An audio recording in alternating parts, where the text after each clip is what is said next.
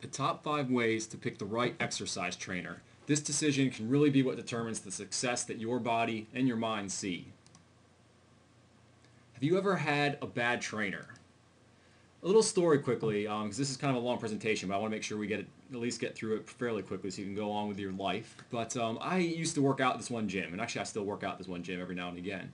There was this one trainer there, and this one guy that used to come in pretty consistently for about maybe 4 weeks straight. They would really work, what I could tell, maybe 2 times a week, if not maybe just one. Besides the fact the guy was probably spending a bunch of money doing that, which is good. He's going for the results. But the thing is, one time they did this one weird exercise routine, and they always used to do a lot of it. I think this trainer was very heavily bodybuilder influenced. They did 45 minutes of bench press. They did a lot of flat bench and a lot of incline bench, but still 45 minutes of all bench press.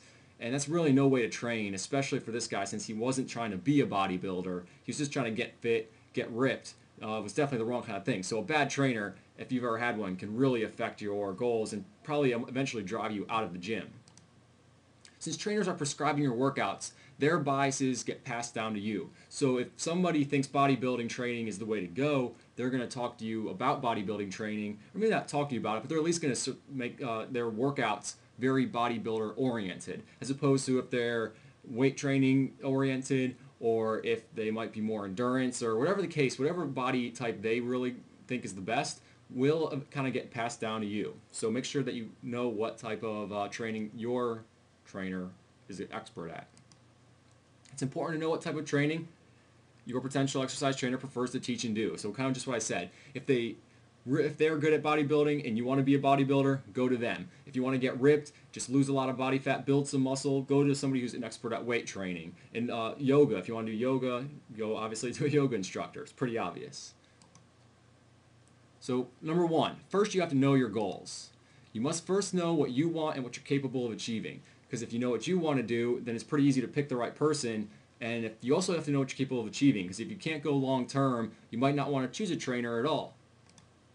For example, yoga instructor, bodybuilder instructor, weight training instructor, there's Pilates, there's body pump, there's all sorts of different trainers in there that do a lot of different things and are experts at a lot of different things. So you might want to make sure that what you want to do jives with what they teach. Also, what's the main goal for your body? And don't be ashamed if you don't want fitness to become a lifestyle for you. If you just want to lose 5 to 10 pounds and then stop training for a while, it's important to know that because trainer may not be the way to go. I mean, if you're going to be, a lot of people just can't commit to a long-term fitness lifestyle, and you'll just be kind of going up and down, which is fine if that's what you want. But it's also important to know that a trainer may not be the best way to go. If that's the case, you might just want to find some kind of exercise routine somewhere very quickly that can get that done for you in a month or two, and then you can go on with your life. Number two, know your long-term plans. It's important to know if you want to make fitness a lifestyle. So I just kind of covered this, but you'd be surprised to know that you really can't change yourself. So for example, if your mind really wants to make it a lifestyle, if you really want to get a ripped body, but for some reason, no matter how hard you try to use your willpower to change in the gym and stay long-term, you just can't do it. I say continue to try to fight for it, but if you just can't, then know that a trainer may not be the best way to go. You can just go into the gym every now and again, do a little routine here and there, get a little bit of fitness, get out, stop for a couple months, whatever the case might be. But really got to make sure that if you're into getting the body you want, you got to make it a lifestyle. Your long-term goals will definitely affect your trainer selection. So trainers come and go. Sometimes it's a little too fast too. For example, I've seen so many people start with one trainer and they get going pretty well for a few weeks, but then all of a sudden the trainer gets a new job, leaves that gym, does something else, and all of a sudden they're stuck with a brand new trainer or no trainer at all, who obviously don't jive well with the same goals, and now they're kind of stuck. So make sure that your trainer is there to stay. These are where those online communities, just like the Art of Weightlifting, are great because, well, they're going to stay for the foreseeable future, so you can continue to get great results your entire life. Pick your fundamental training, because you can always learn others. So for example, the best way to explain this is I'm a big fitness instructor on weight training, and I love to weight train myself. But I also like to do yoga because flexibility and range of motion training is really important to me. I've had a lot of issues and injuries in the past, and that really helps. So I also do yoga while my emphasis fundamentally is on weight training. Know the type of body you want. This is similar to knowing your long-term strategy. But what if you don't know what your long-term strategy should be? So this is a great way to really kind of go into detail and describe in great detail the kind of body you want. Do you want to just be really ripped and have great muscular lines, or do you want to be really big and have very huge, bulkier type muscles? Do you want to be really, really lean and very skinny and great for like maybe like a runner or a marathoner? I know marathons are very popular these days, and a lot of people would like a body like that. This can actually help you choose the right trainer, because if you really want a nice lean body, weight training is important, but you might want to choose a great cardio or cardio circuit trainer. That way you can build that type of body up and endurance up for your running.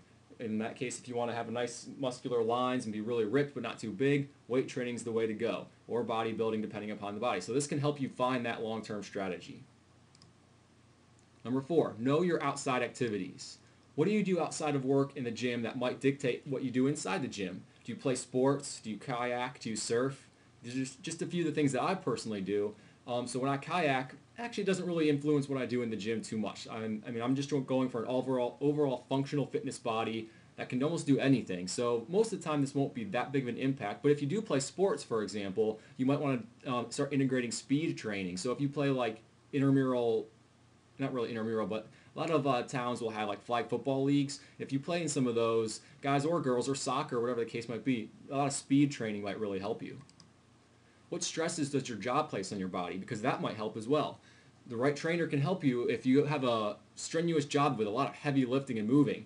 The trainer can help you work around that to make your job a lot easier, reduce pains that you might be feeling, like I'm guessing a lot of lower back pain. Do you have a desk job that your body's always tightening up? The right trainer can help you there. A lot of flexibility training might be great if you have a desk job to really make sure your muscles are at their optimal length and not all crunched up, which can cause a lot of pain. Number 5, know how you want to commit to nutrition, know that you have to commit to nutrition. If you're going to pay money to get expert help of a trainer, then eat right. There's nothing more demoralizing than working really, really hard. This is also demoralizing for the trainer than to see you not get results because you're not eating well outside of the gym. That's just a waste of your time and the trainer's time. Really want to get results, you got to eat well as well. You can't just do the fitness side of it and neglect the nutrition. So ask your trainer for help in eating.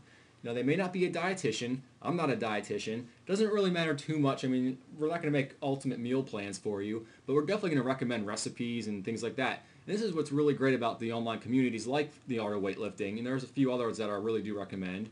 But on there, we have great recipes, for example, in The Art of Weightlifting and cooking shows that teach you some great recipes to cook, where you can start alternating these into your eating schedule so you're eating the right food that's really going to help you destroy your fat and build a lot of good muscle. So in conclusion, if you want to get the body you want, hiring the right trainer is the smartest thing you can do, but you also have to know how to pick the right trainer. If you're looking for expert trainers and downloadable programs, going for an ongoing basis in the future, visit The Art of Weightlifting at www.theartofweightlifting.com. We can definitely help you out for very inexpensive too, especially in economic times like these, only $24 a month for expert training. And take the dollar tour, or the dollar, I think you can get 30 days free. So try it for 30 days and see what you can do. You'll be surprised. I encourage you to download the report that Taylor and I created. It's called The 4 Biggest Problems Holding You Back from Your Dream Body.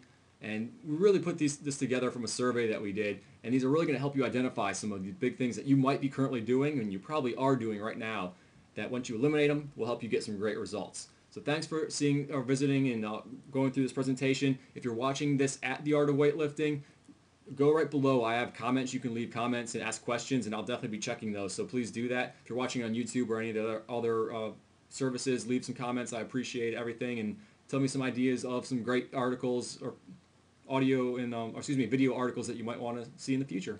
Thanks.